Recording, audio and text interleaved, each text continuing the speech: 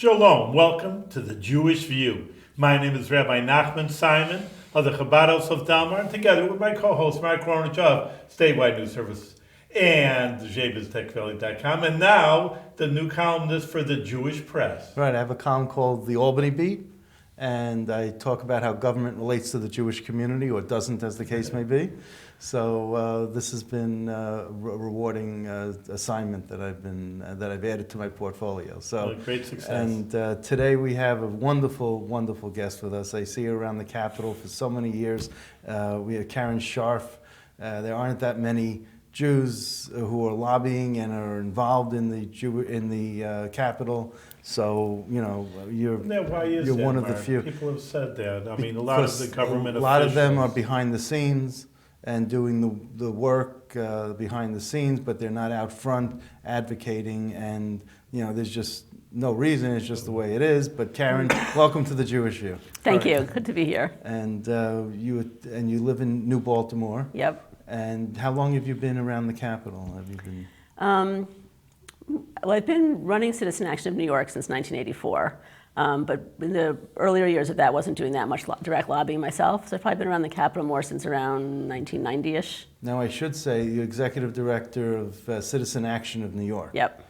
And that's not to be confused with Citizen Action nationally or anywhere else, because there used to be a national Citizen Action. Right. There's now the national group that we're affiliated with is now U.S. Action, right, which is in 20-something states. Right. And now, but we kept Citizen Action of New York here, and they exist in their own entity. Right. That's right. We're a statewide group. Let me just, it's so ambiguous, Citizen Action, just define who you are, what you're advocating for. Sure. So Citizen Action of New York is a statewide organization. We're a grassroots group. We've got members, 20,000 members across the state, organized in 8 regional chapters. So right here in the Capital District, we've got a Capital District chapter, Western New York, Southern Tier. Metro Justice covers our work in the Rochester area. They're our Rochester affiliate. We have a Hudson Valley organization, New York City, and Long Island Progressive Coalition is our Long Island affiliate. And so each of those areas, we organize people to take action on local, state, and federal issues with a focus on economic, racial, social, and environmental justice. And our goal is on the one hand, to empower people to speak on their own behalf and to be active and to make their government responsive to them and to their communities, and at the same time to work for a more just community and a more just New York and a more just country. And it's safe to say that you're a liberal organization. You mainly gravitate towards liberal-oriented issues. Yeah, we're definitely on the progressive side of the spectrum. We believe strongly in... conservatives could be progressive in a different direction, I guess. It depends on how you define progressive, I guess. Exactly, but to me, progressive means that we want a just society, and which means, you know, fairness and opportunity for all of us. Maybe you should define a few major issues. I mean, we're in 2015. Right. Issues that you're dealing with that you feel that there's major wrong in society, or maybe because you're up in Albany in government, that needs to be corrected. I mean, our biggest areas that we're working on right now this year are raising the minimum wage. We think that everybody deserves to earn a living wage, be able to support their family. Living wage, which is important. Right, and we think the minimum wage should be raised to a living wage level. So right now we're very much part of the fight for 15 an hour. Right. You know, the governor just announced the calling of a wage board to look at the wages of fast food workers, and we hope to see those fast food worker wages go to 15 an hour and then take it from there to have a statewide minimum wage that goes up to 15 an hour. And I've always asked at the news conferences when they say raise the minimum wage, I said, well, why not call it a living wage? Because if you say a minimum wage raised to $10 an hour or $9 an hour, it doesn't do you. Right. As we say in Yiddish, you're a gel. You know, you're throwing. Please translate it. You're throwing out money. You know, you're throwing money out. So. Yeah, that's why we really moved away from just raise the minimum wage to the fight for 15, because we feel like 15 is a minimum level where people. It's still, in some parts of the state, not enough to support a family, but at least it begins to get there. We think that's really important. I mean, I've heard, I don't have a position either, but I'm a rabbi, so I like debating over here like a Talmudic person, but it just a lot of these are not family, they're just kids, you know, working at a fast food, and, you know, $10 an hour, whatever they're getting now, 8 and 10, I don't even know what it is. Yeah, they're getting $8.75 you know, good now. enough, you know, for a kid, teenager, 16-year-old teenager, good enough. And you know, you're going to make them 15, then you're hurting the business community. So it's $8.75 right now. Most of what we've found as we've started to do the organizing, what we have found across the country in this campaign is that most fast food workers are supporting their families. And a lot of them are single moms, and a lot of them are adults, and a lot of them are people that have worked in the same, sometimes in the same store, but definitely in the same industry for decades. And yet they're still earning, either $8.75 or maybe they've gotten up to 9 or 10. But that's still not enough. 18,000 a year. Yeah, 18,000 a year is not yeah. going to even feed yourself, forget your kids. And what the governor brought attention to last week when he announced the wage board is that New York State taxpayers are subsidizing these companies. So McDonald's is making its billions in profits. We're providing food stamps and other social services to all of their workers because they're making such low poverty wages. And so they're operating on a business model where their employees can only survive by being dependent on taxpayer-funded services. So in a sense, the taxpayers are helping McDonald's make their billions in profits because they want to take that money for profit rather than paying their workers. So we feel that workers deserve a just raise, that they deserve their fair share of that company's income, and that it's not fair for taxpayers to have to subsidize McDonald's and the other big corporations that are very profitable. And they can afford to pay $15 an hour and still make money. And so that's what they should be doing. So we're very active as Citizen Action in the fight for 15 in terms of organizing workers and nationally, but also at the state legislature in pushing for them to raise the statewide minimum wage. And you know what's interesting is that I've seen the minimum wage go up over the years, and the same cry has been going on. Oh, it's going to bankrupt us. It's going to break us. The mom and pop hardware store, the mom and pop pharmacy, whatever. But they're also going to say, they're also going to grow into it. All these businesses, as the cost of living increases and as more medicines come on the market or the economy expands and there's more revenue to go around, that minimum wage or living wage, then becomes a norm, and all these businesses all of a sudden grow into that dollar amount. Right. Because who would have ever, I'm probably older than you, but when you look back at the old TV shows, and let me put it that way, and you see that what the cost of certain things is. Right. Oh, here's a nickel. Right. Or here's a dime, and you say, wow, that was then. But back in the '60s, if you said something was a quarter, you're like, oh my goodness, I don't have that. Right. It really meant. So two really interesting points in what you're saying. One is just that, yes, most economists agree as they look at what's happened with minimum wage increases across the country, even as some cities like Seattle and Oakland are going to 15, is that it doesn't actually hurt business and it doesn't hurt the local economy. It improves the local economy because people have more money to spend. They spend it. It helps businesses grow. And so the general experience of raising the minimum wage has been positive for not just the workers, but for the overall community and the economy and the local businesses. But the second thing that's interesting what you're saying is sort of changes over time. Because what we've seen is that the minimum wage and wages in general have not kept up with the size of the economy, the growth of the economy, and the cost of living. And so the minimum wage now is worth way less than it was, going back to the 60s or 70s. Yeah. And there's been it's important to think about because it's not by accident that this is happening. We've had a real change in economic policy in our country really since Ronald Reagan in 1980. There's a shift. Up until then, you saw a pattern where basically as the economy grew, workers' wages grew, and there was always inequality, and it was always also worse for people of color than for everyone else. But even with that, there wasn't the huge gaps we're seeing now where the wealth is so concentrated and the power is so concentrated with that. And what we've seen with the advent of trickle-down economics is that it didn't trickle down, and wealth has gotten more and more concentrated at the top, and income has gotten more and more concentrated at the top, while everybody else has seen their wages and their income grow less and less. And so we're seeing this huge divergence with the top going way up and the bottom just kind of creeping along.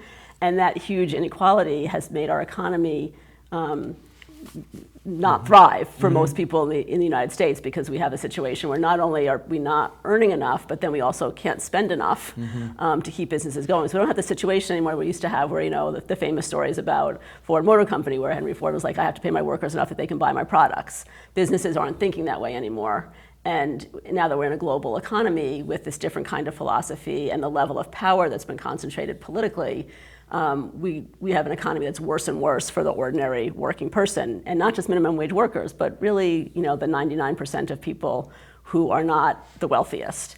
And we see it in income, but we also see it in just ownership and wealth. How much of the assets do people have? How much of the wealth of the country is going into a few small hands? Let me just change that. What's your background? What brought you to this point where you're wired for all this, and you got to this area where you're so well versed in so many different topics? I really, I grew up in the 60s and 70s, and so I think was really influenced by the political movements of that time.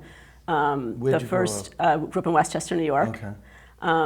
And my first real political event was in 1970, just after the Kent State killings. I was in middle school, and it was just a shock to me as a 13-year-old that college students could be shot for protesting. It's like something that just seemed completely impossible, and you saw that happen, and it just really, it was transformational.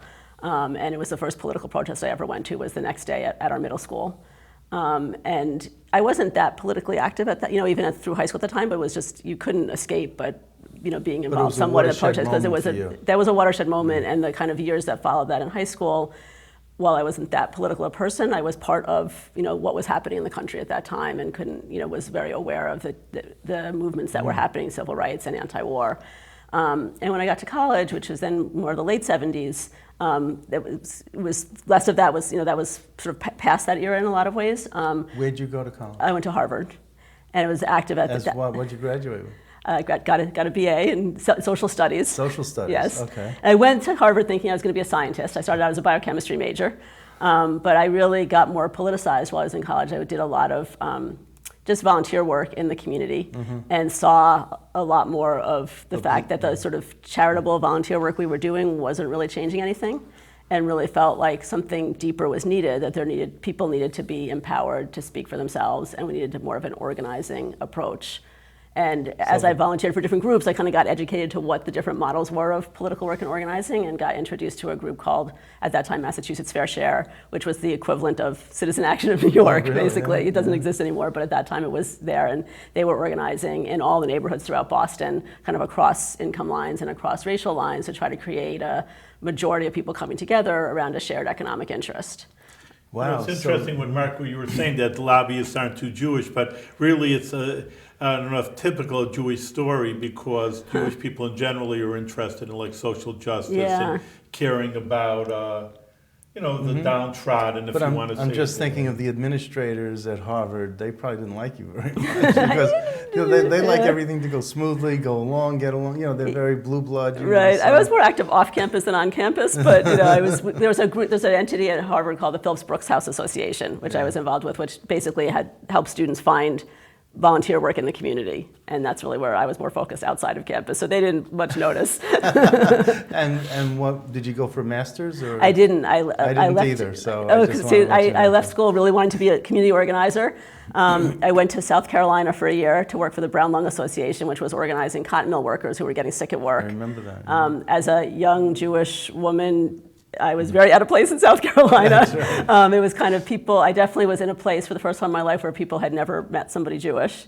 And people would just say to me, like, wait, you mean you don't believe in Jesus? Like, they just was a foreign concept to them that it was actually possible to not be Christian. So it definitely eye-opening. And I learned a lot about organizing, and learned a lot about just how different South Carolina was from New York. The United States, a community organizer, you could have hit There you go. president. There you go. And then from there, I went to be an organizer in Citizen Action in Connecticut, and kind of have been with the Citizen Action, and the U.S. Action movement since then. Came to New York in 1983. Back to New York. It was good to come back home to New York again. I know, you felt more at home. So it was definitely good to be back in New York. So you also said education is one of the big policies. So in addition to minimum wage, we work a lot on education issues. That's something that's been a big issue for us for quite a few years now. The education investment tax credit, which is a big issue with the Capitol, you've taken a position on that at all? We're opposed to it. Why? We're opposed to it because we feel like public dollars need to be focused on public education. And parents can make their own choices. People can do whatever they want in terms of their kids' education. That's every parent's right. But in terms of public dollars, our public schools are grossly underfunded. We still have not met the requirements of the Campaign for Fiscal Equity lawsuit, which required the state, based on our state constitution, to adequately fund our schools. We're still not doing it. So I don't feel that we can afford to spend money on non-public schools when our public schools are not getting resources. But there's a tax credit. It's not spending. It's not writing a check. Right, but the taxpayers bear the cost of that tax credit. So if I give you a tax credit that's worth $1 million, that's $1 million out of the state treasury. That's not going to the state treasury. Otherwise would. Right now it is. But as soon as I give you that credit, I won't be collecting it from you anymore. And the way that this tax credit's been designed is it can be contributions of up to $1 million. So some of these super rich guys from New York City can give their $1 million contributions, get a $900,000 tax credit. Like, that seems crazy to me. But again, Bethlehem, it's a nice suburb, of course. And they were just saying how Bethlehem is doing well because the average New York state child is costing $20,000. They're saying, "Ooh, we're 18,000, Right. whatever." $20,000. It just struck me. That's not even being political, man. $20,000 for 25 kids. You have $500,000 per classroom. I mean, why isn't that enough? I'm just, to me, that's an incredible amount of money you're spending on every child. Why aren't they getting a good education after that? Well, in Bethlehem, they are getting a good education, so I think it's money well spent there. And some districts are not. And I think what the lawsuit found is that in districts where there's heavy concentrations of low-income kids, which what we have in New York and in a lot of the country, but it's very extreme in New York, is because of housing segregation by income, heavily by race as well, but especially by income. School districts are either very poor or sort of middle class or rich, and there's not a lot of income mixture within school districts. So we have school districts in the state who have as much as 70, 80, and 90% of their students on free lunch because there's such poverty within their school district. And when you have a school district that has to, all of the research shows that it's more expensive to educate poor kids because they come with less and greater needs and less ability, less preparation.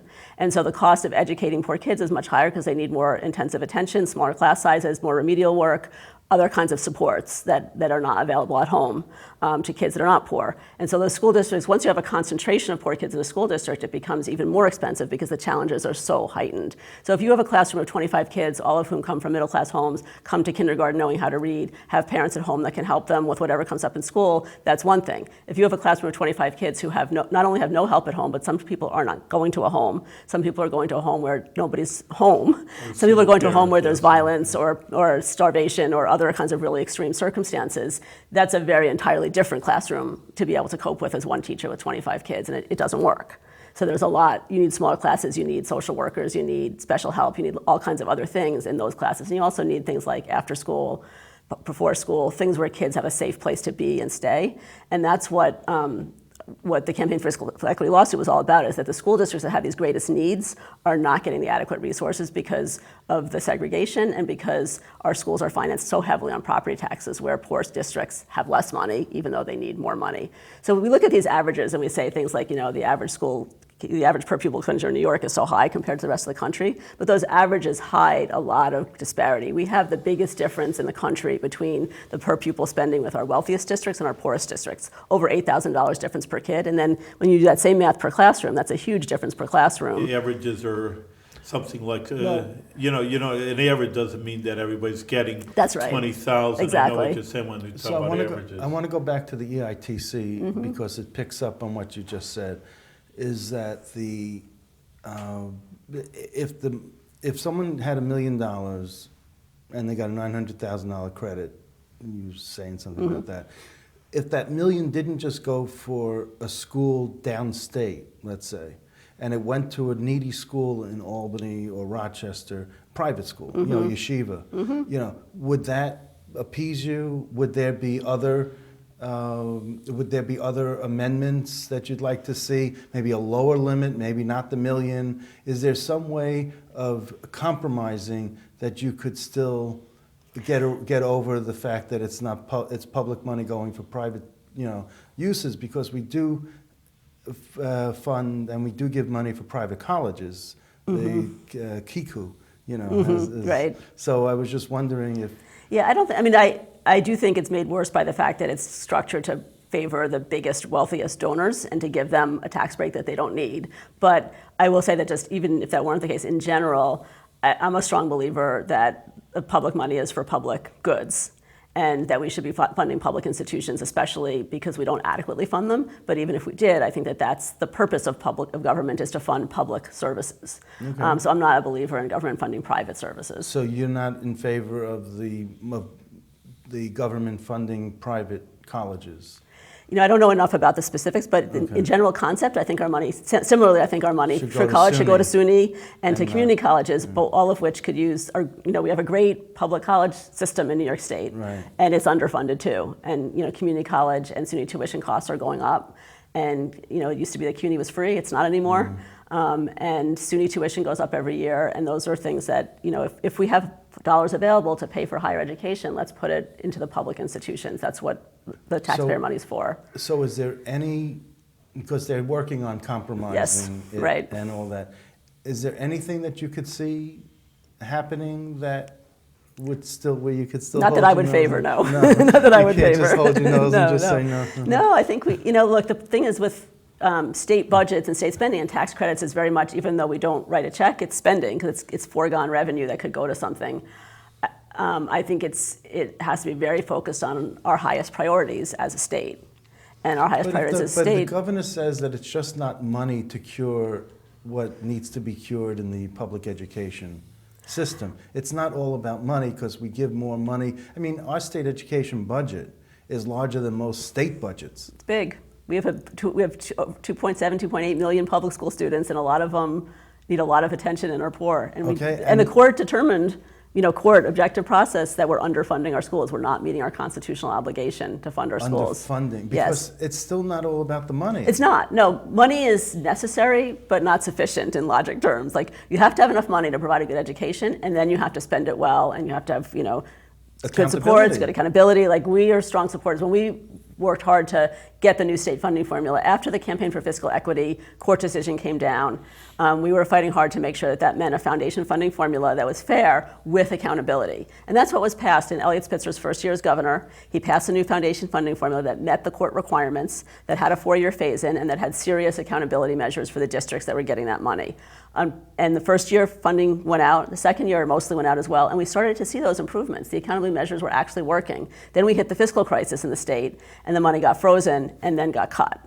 And so we've now begun to catch up a little bit with the past few years. And we hit our ethical crisis at the Capitol. Yes, and then we hit our ethical crisis, which is the other thing we work on. As you know, yesterday I was out there talking about the need to deal with the issues of corruption at our Capitol. And well, that's one thing the thing that's so deep about this is that the issues of corruption and of economic justice are completely intertwined, in my view, because I was talking before about the concentration of wealth and of power, and what we see is as wealth has been more concentrated, so is political power.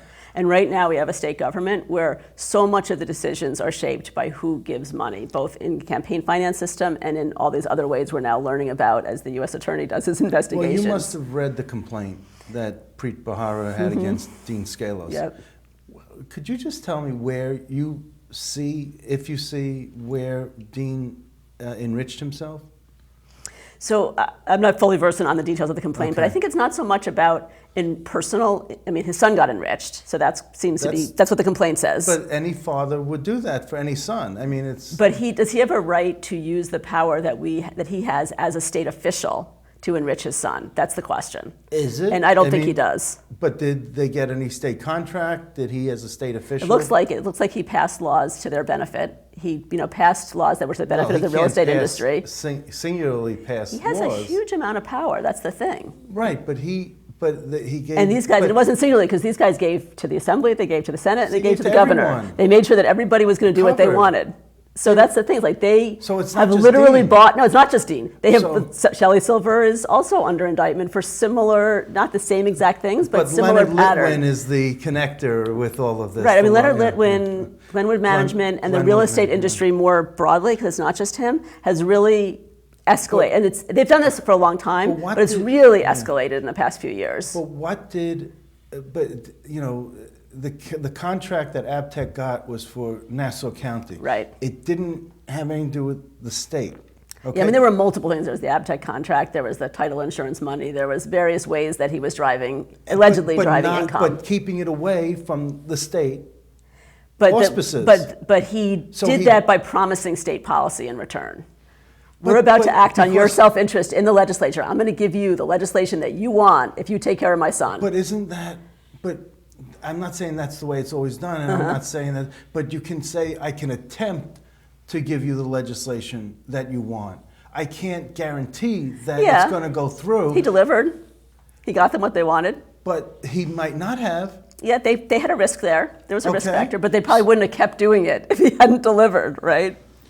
But I'm just saying, this has been, I'm not sure where this leap is from making that direct connection to saying, okay, for example, Dean's son Adam, did he give his father some of the money that he got? I don't think it matters, actually. I don't think so, but I don't think it matters, because it wasn't a lot of corruption in our state. I mean, some of the corruption that we've seen has been about personal enrichment, and that's the corruption we understand the most easily. Like Bill Scarborough. You handed me money, Right. or I stole filling money, out, or whatever. right. Like that's the most simple form of corruption. But that's actually, as a voter and citizen of New York State, that actually bothers me less than the corruption that has to do with public policy, because someone got rich or richer because they were corrupt, they stole money, they took money that wasn't theirs. That's bad. People should go to jail for those things. But that has much less of an impact on New Yorkers than if the corruption involves passing legislation that hurts ordinary New Yorkers and is at the expense of ordinary New Yorkers to benefit a few wealthy contributors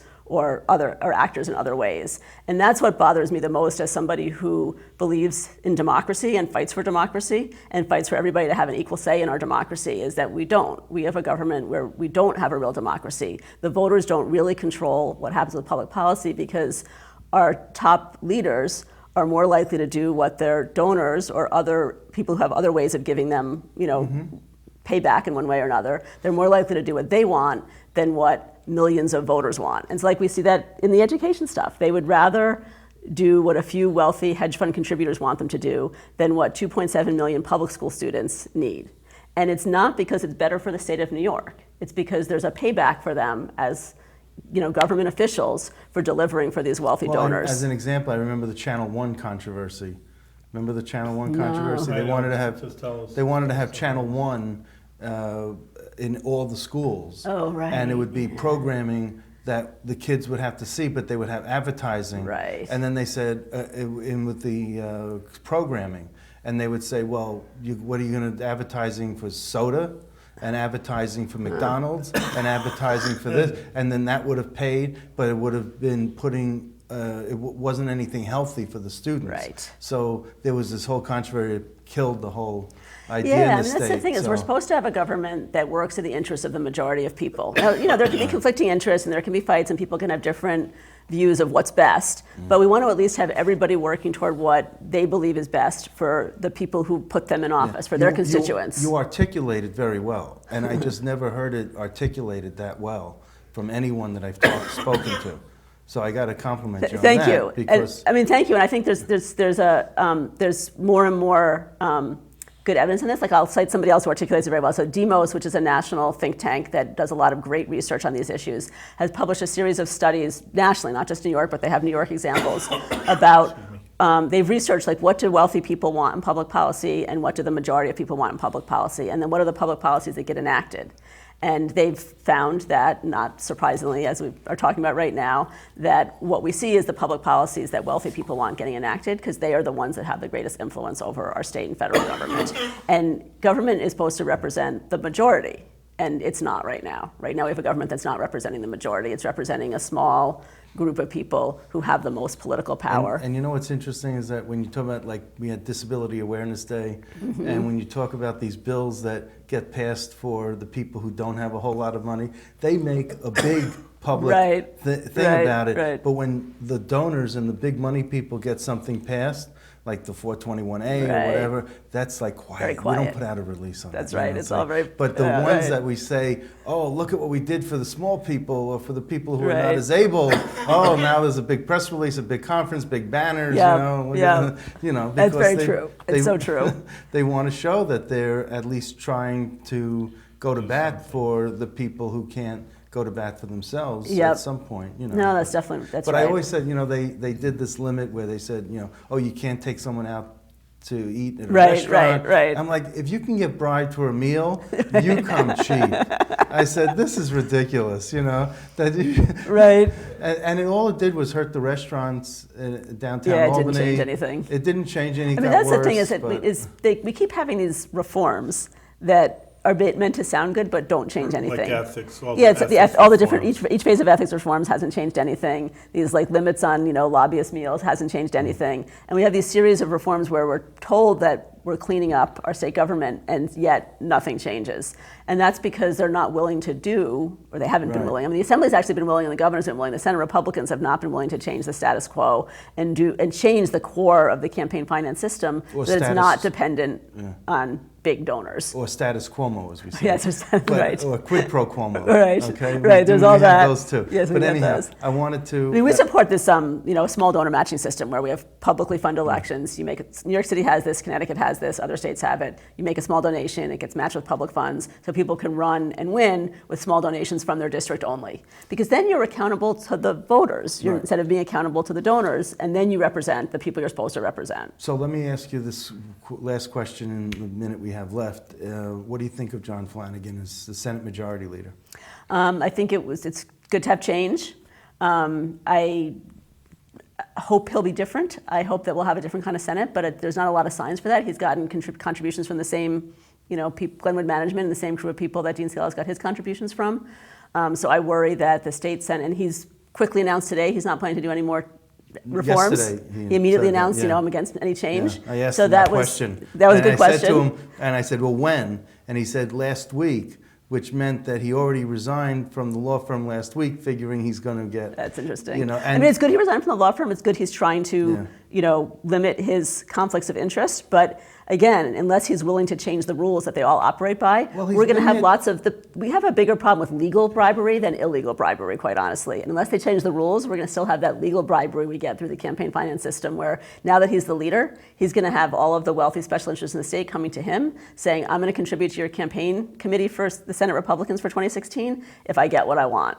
And now he's going to have those exact same conflicts of interest that Dean Scala's had, unless he's willing to change the rules. And that's what we need to see, is a change in the rules. And you know what David Patterson said? He said, when I was the Senate Minority Leader, I had $15,000 in my campaign coffers. When I became governor, I had $3.2 million overnight. That's exactly right. And he right. was like, now what do I do with all this money? Because people just gave him because of his title, That's not because right. of who he is.